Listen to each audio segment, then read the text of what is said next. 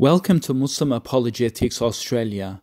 In this video, we're going to expose how the liars, the hypocrites, make up lies about debating Islam and Muslims. As you know, Milo has actually came to Australia to give certain talks and criticisms against Islam here in Australia. And the media has picked this guy up and has been promoting him all over social media. And as you know, just recently, Milo has had an engagement with a Muslim activist named Eros. And interestingly, the debate lasted about 10 minutes. And it was incredible because this whole debate was absolutely staged and it's fake. And I'll actually prove it to you. Because this Milo is supposed to be the most upfront person criticizing Islam. And apparently he's world renowned in America and Europe and so forth. So you would expect that if a man at that credibility comes to Australia, then he would be seeking to debate someone that is prominent in the Muslim community.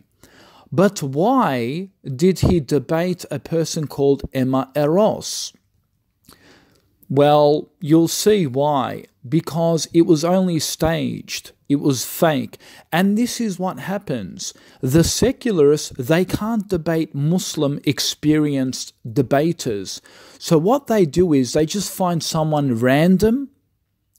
And that person that they picked is not random, by the way. It is pre-planned. Because Eros herself is actually an anti-sharia campaigner. So why, I've actually spoken to another person and said, oh, this isn't a staged debate. You know, she was just part of the audience and she just came on to talk and it wasn't set up. Hang on a minute, it was set up. Because you can set up an organization, set up a staged debate and pick someone randomly and co-plan it from a prior position. And that's what they did. So this isn't, it's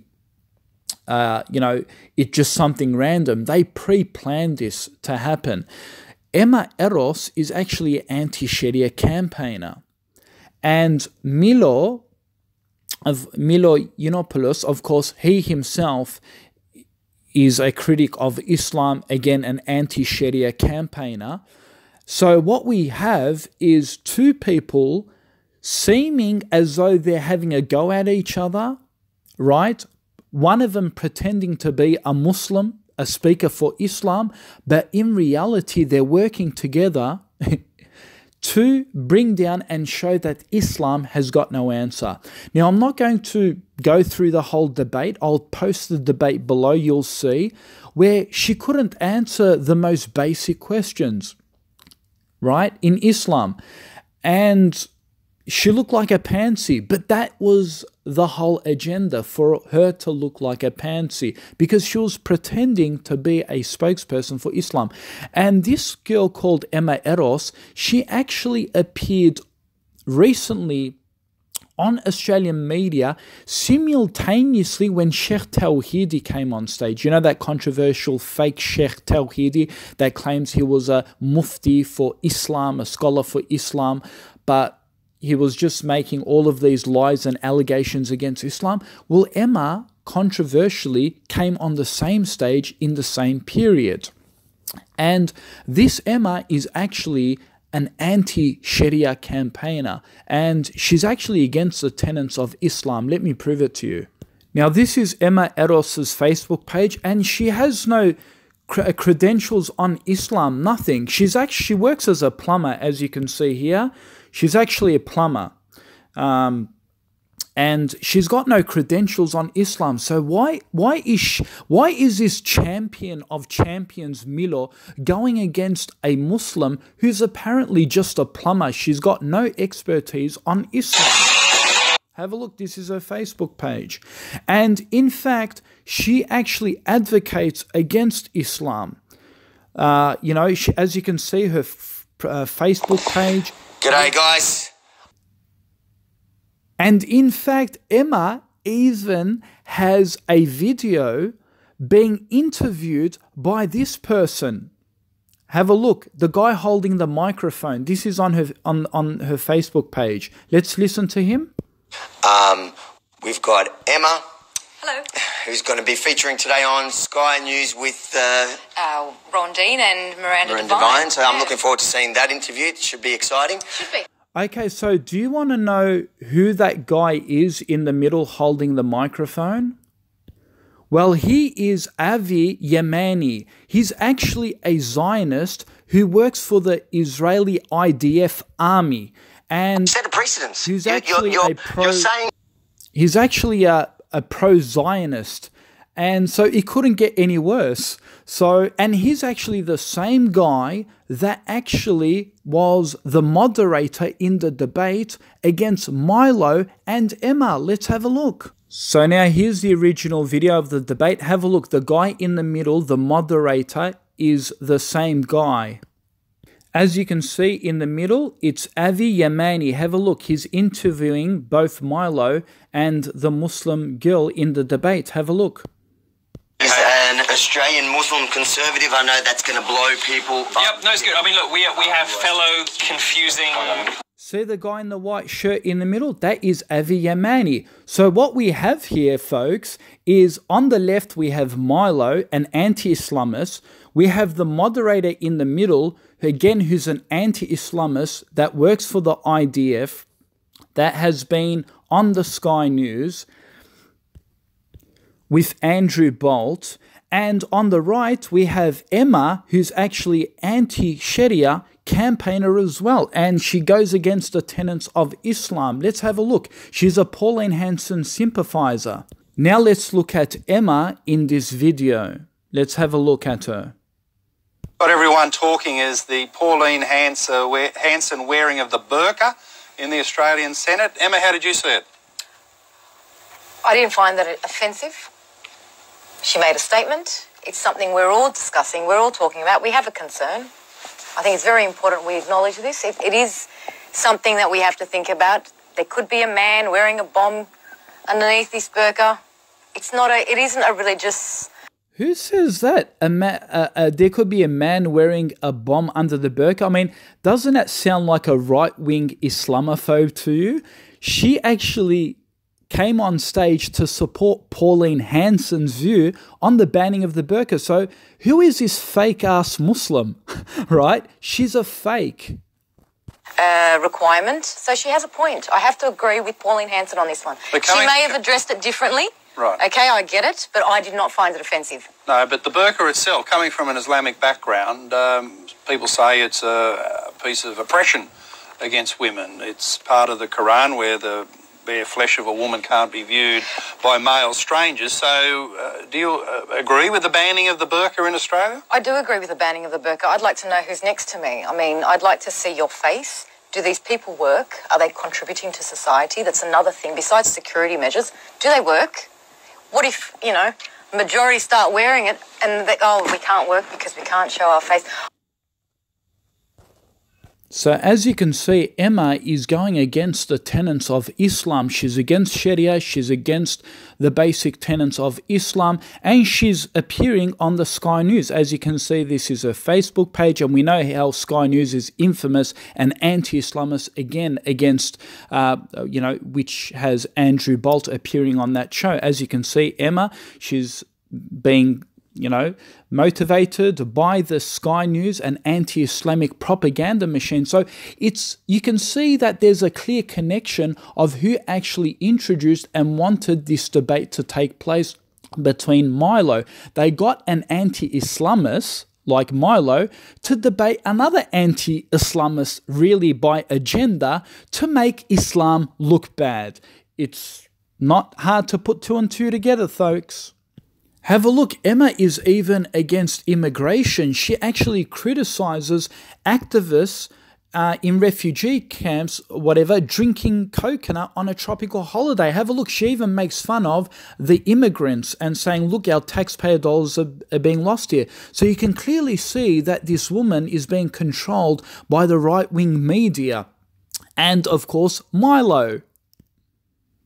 She's clearly in favour of Pauline Hanson. She's against the burqa. She's against immigration and all that sort of stuff.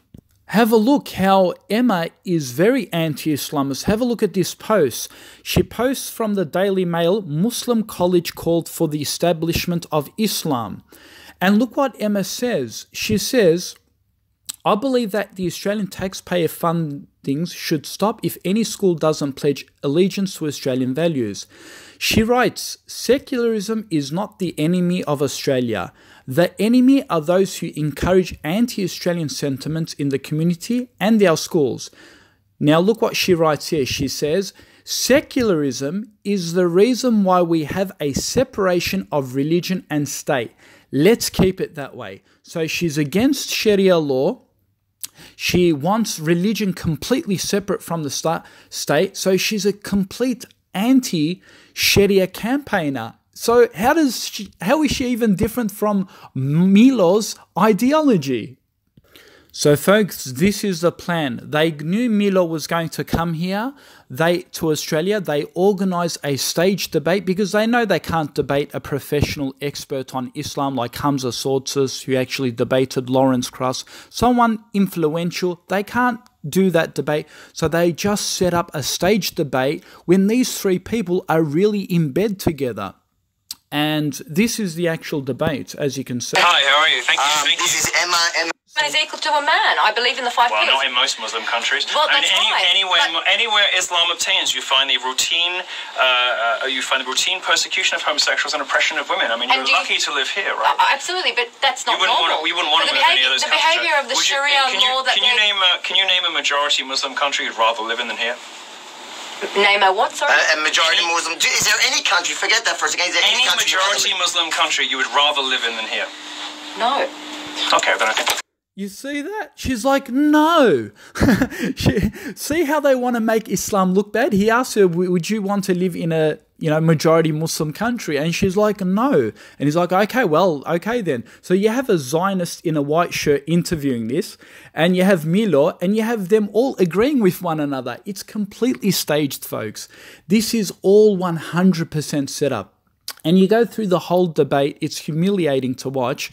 You know, she can't answer the basic questions on Islam. She doesn't even have knowledge on Islam to even be able to refute him. And they know this. They know they tried to present her as someone influential, someone who sort of knows Islam and can debate Islam, but they all acted in a lie. You know, they pretended that Islam has got no answer and she can't answer any of the questions just so we can achieve our objective, and that is to make Islam look bad. And look at Avi in the middle, the Zionist. Look how he gets happy and he tries to go to the next question. It's like he's salivating. Have a look at him with the microphone. Watch him shake. Have a look. It's like he's going to piss his pants from happiness. The behaviour of the Shariah law that can you name a majority Muslim country you'd rather live in than here? Name a what, sorry? A majority Muslim. Is there any country, forget that for a second, is there any country majority Muslim country you would rather live in than here? No. Okay, then I think good. No, but hang on a second. Look how Avi is like, good. And he was so happy he wanted to get to the next question. It's like so staged that it's not even funny. Murdered in 11 Muslim countries, which together comprise about 300 million people. And you'll find that's not Islam. From my sexuality. And that's not Islam. But that's, okay, well, it's fine for you to say that's not Islam, but you're discounting half your own faith. No, there's a difference between Islam and Muslims. You have to understand that. It's a behaviour of Muslims that can actually make Islam look bad, right? It's how you want to interpret. Is there anywhere in the world, in your view, that practices Islam correctly? You know, nobody is perfect. No, I don't reckon anybody practices any religion perfectly. Okay, so everywhere in the world there is Islam. They practice it badly, with the result that they oppress women and murder homosexuals. Shakespeare's still trying to be translated to this date, and that's Shakespeare. There is nobody that can translate anything to the point where They We've have been it. translating Shakespeare into English. It's an example. It's an example. Example People are of still what? He trying wrote to in English. No, but, We don't translate Shakespeare. No, but when they do their plays and whatnot, they are still trying to But understand the meaning behind Shakespeare. Are you This is talking just an about example. translation or interpretation? This is just an example. Because the Quran is supposed to be the final, unalterable, and perfect word of God. Correct. But so you're not supposed to translate No, but it. if You're somebody supposed to interpret it with the help of the hadith and the sunnah and all the rest of it. But it depends on who is teaching. It depends on who is teaching. So there isn't a single... Okay, so basically this is another conspiracy, and I've heard it from the modernist Muslims too. These are the hypocrites.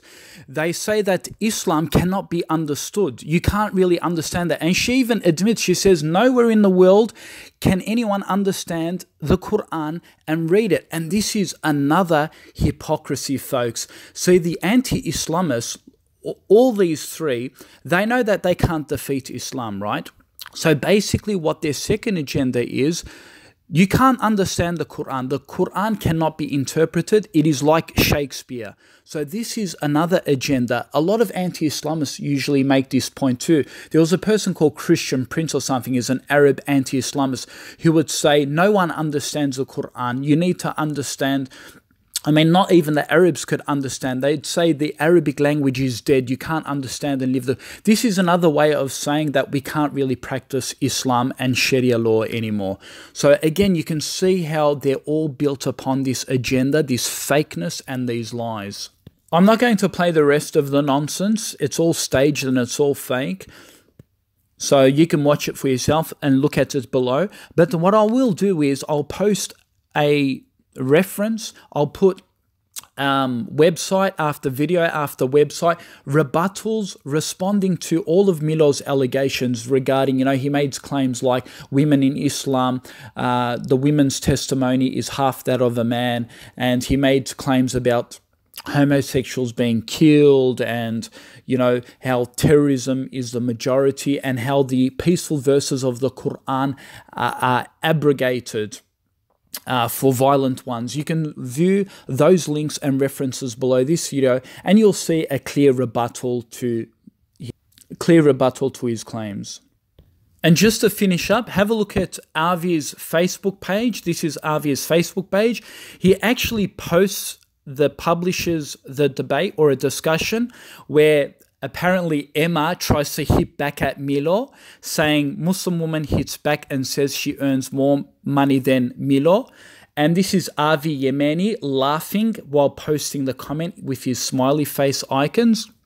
And as you can see, they're now trying to say that the Muslim woman Emma has got no response and has got no reply, and the only thing that she could say back to Milo is she earns more money than him. I mean, come on, seriously. You can't even make this stuff up.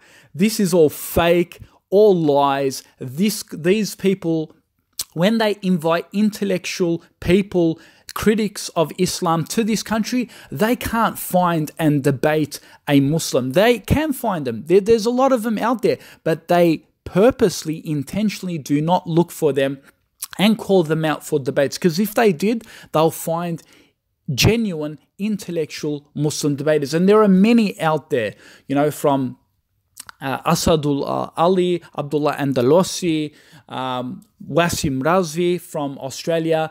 You've got people like, Mahdi Hassan, Abdullah Andalosi, Zakir Naik. You've got Shabir Ali, Yusuf Ismail, and many more other Muslim theologians and experts on Islam. But their option is to pick 3 people to put on stage: Milo, an anti-Sharia campaigner; Avi, a Zionist IDF worker, works for the Israeli intelligence; and you have Emma, who's a sellout secular that has absolutely nothing to do with Islam besides her name, and she's an anti-Sharia campaigner.